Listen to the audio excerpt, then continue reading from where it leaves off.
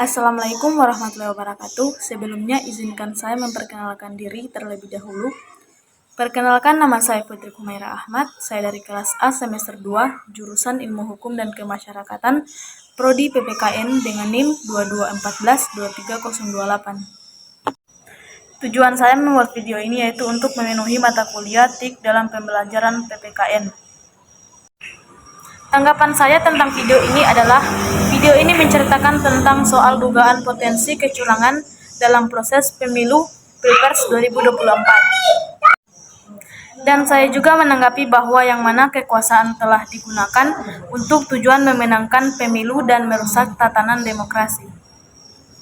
Dan di mana di video ini diuraikan tentang sejarah betapa rusaknya demokrasi yang sudah terjadi di Indonesia, dan bentuk-bentuk kecurangannya diurai dengan analisa hukum tata negara.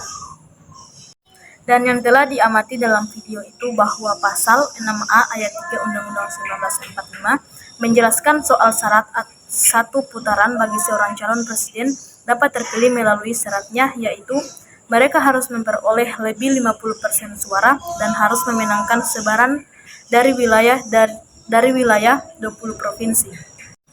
Kemudian pada Pilpres tahun 2014, Joko Widodo memenangkan 7 provinsi, sedangkan Prabowo yang hanya unggul 3 provinsi.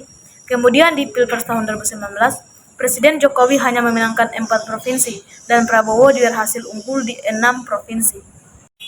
Jadi, ketika kedua pihak ini bergabung, maka pasangan Prabowo Gibran akan sangat unggul di Pulau Sumatera. Tetapi, pertarungan tidak semudah itu, karena pasangan Prabowo Gibran hanya bisa memperoleh di sepertiga wilayah Sumatera. Yang menguntungkan pasangan Gibran Prabowo yaitu persebaran wilayah di Pulau Papua. Kenapa begitu? Karena sewaktu Pilpres tahun 2014-2019, Bapak Joko Widodo betul-betul unggul di Papua, tak pernah kalah sekalipun.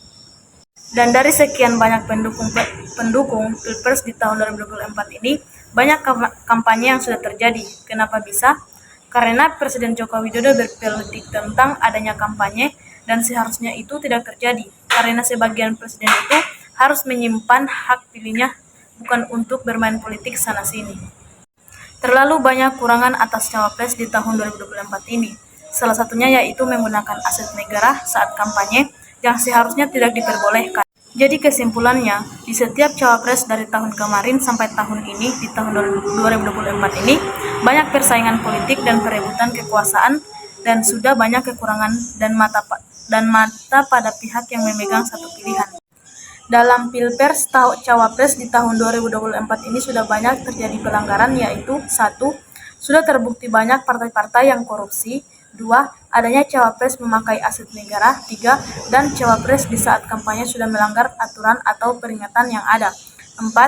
Dan sudah banyak kasus-kasus yang terjadi pada Pilpres 2024 ini. Sekian dan terima kasih. Assalamualaikum warahmatullahi wabarakatuh.